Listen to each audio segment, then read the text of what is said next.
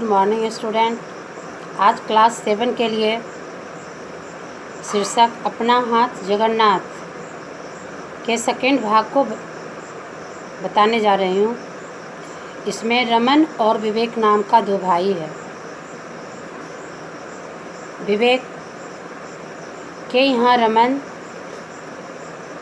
जब माँ के कहने के अनुसार वहाँ गया, क्योंकि उनकी माँ ने यह बात कही थी कि शहर में पढ़ोगे बेटा तो तुम्हारी ज़िंदगी बन जाएगी और तुम अपने भैया के जैसा बनोगे, क्योंकि उनके भैया कचहरी में वकालत का काम करते थे। उनकी व्यस्तता के कारण जब रमन उनके यहाँ रहने गया तो देखा कि अनेकों सामान यत्र तत्र पड़े रहते थे। उस पर उनका कोई ख्याल नहीं रहता था। जब रमन उनके यहाँ गया तो शहर की ज़िंदगी में एकाएक घुलना मिलना उन्हें संभव नहीं लग रहा था। उन्हें लग रहा था बार बार घर की याद आ रही थी। समय काटना मुश्किल लग रहा था। उसने तुरंत अपने आप को बदलने के लिए निर्णय लिया कि मैं अपने काम में व्यस्त होकर के ही यहाँ मन लगा सकता हूँ।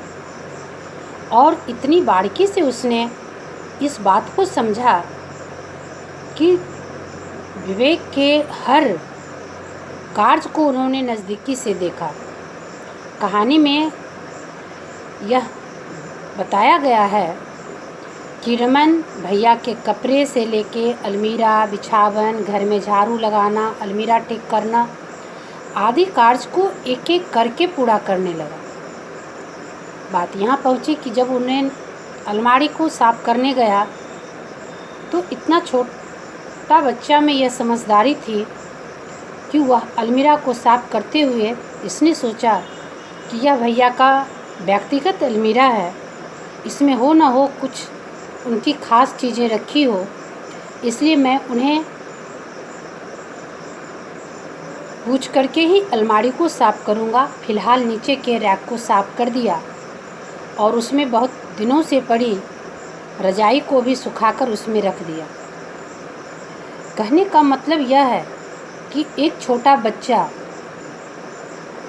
स्वच्छता पर कितना ध्यान देता था, पहले यह तो पता नहीं था, लेकिन विवेक के घर आकर उसने जो कार्य किया वह वास्तव में समझने के लायक है, बच्चे को सीख देने के लायक है। वह पूरी अलमारी को जब अस्त व्यस्त देखा, परंतु उसके मन में यह बात रही कि बिना पूछे किसी का सामान को नहीं छूना चाहिए, और वह इस बात को देखते हुए भी अलमीरा को बंद कर दिया, कमरे की चारपाई खड़ी कर दी और कुछ सामान जो यत्र तत्र पड़े थे सबको ठीक कर दिया। कमरे में जितने भी कूड़े कचरे, खाली डब्बे, पॉलीथीन, कागज़ फटे थे सबको कूड़ेदान में रख दिया। और जब अलमारी खोली तो उसमें एक छोटी सी चादर रखी थी, जिसे निकाल कर दो तह करके मेज पर बिछा दिया। कागज़ों की धूल साफ कर दिया और किचन के कांच का एक गिलास लाया, उसमें मेज पर जितने भी टूटे पेन थे, कैंची थे, स्टेपलर थे, उस गिलास में रख दिया। तो यह कहानी जो है वह आप लोगों को यह सीख दे रही है कि हमें अपने सामान को यत्र तत्र नहीं फेंकना चाहिए और छोटे से छोटे चीज़ों को भी हमें सदुपयोग कर सकते हैं। जैसा कि रमन ने एक शीशा के गिलास में टेबल पर बिखरी हुई कलम, स्टेपलर, कैंची सबको व्यवस्थित ढंग से रख दिया। अभी पंखा साफ करना बाकी था और कमरे में झाड़ू लगाना बाकी था। इतना ज़रूरी था कि वह जाले को पहले साफ कर ले। झाड़ू से वह साफ किया और गीले कपड़े को लेकर के पंखा को भी साफ किया। इन दोनों काम के लिए उसने कुर्सी का इस्तेमाल किया और कुर्सी पर चढ़कर छत और पंखे तक पहुंच गया।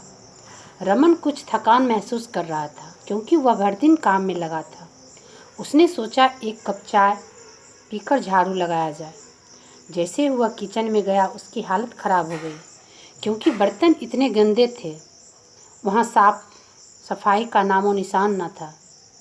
रमन ने सोचा किचन को तो कल साफ करूँगा, फिलहाल बर्तन धो लूँ। ऐसा करके रमन बर्तन धोने चला गया।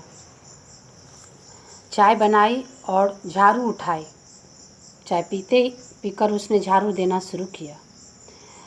ऐसा उसे लग रहा था कि भैया कभी कमरे में झाड़ू नहीं देते हैं, बर्तन साफ नहीं करते हैं।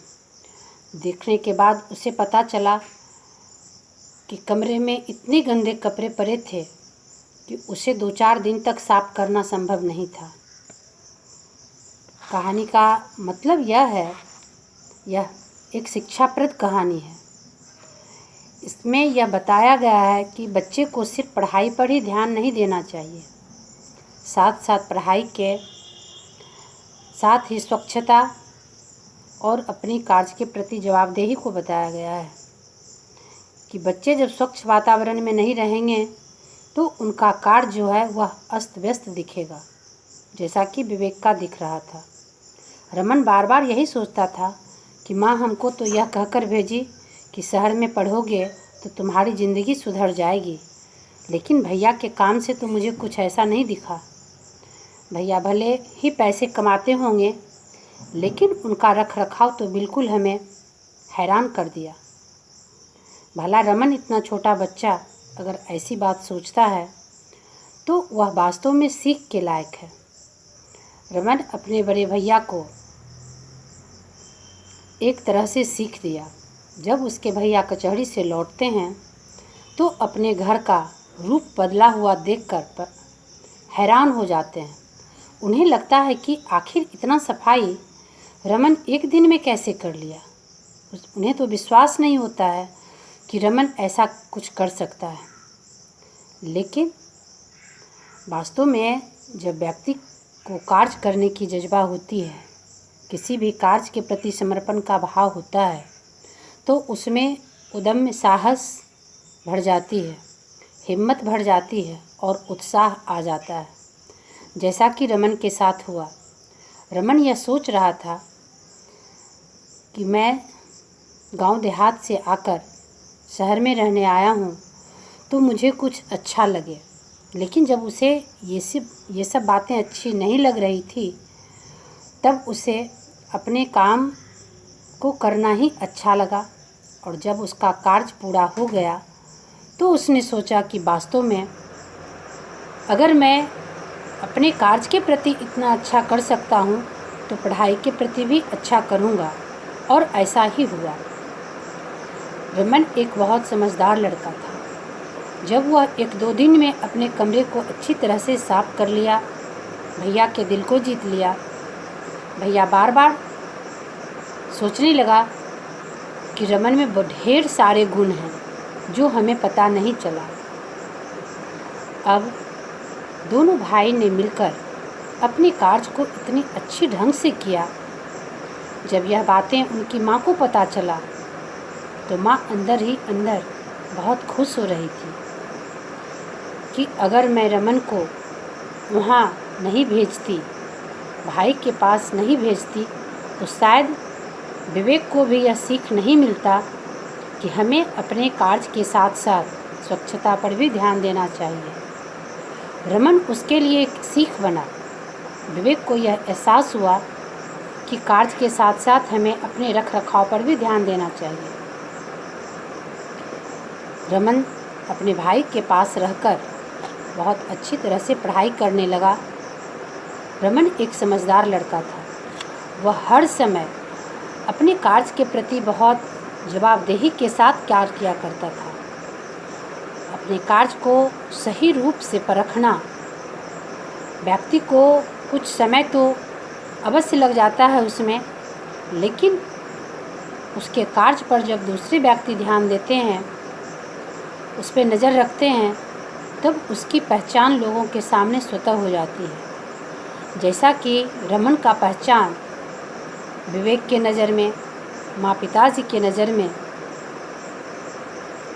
अपने आप झलक गया, और रमन को भी यह एहसास हो गया कि अगर मैं अनजान जगह में आकर अपनी माँ को याद करते हुए, अपने गांव का याद करते हुए रोता रहता, समय व्यतीत कर देता, तो आज मुझे यह सम्मान नहीं मिलता जो भैया ने और माँ ने दिया। तो इस कहानी से यह सीख लें आप लोग कि आप लोग भी जब कोई कार्य करेंगे अच्छा तो वह सामने में दिखेगा और आपको सम्मान दिलाएगा।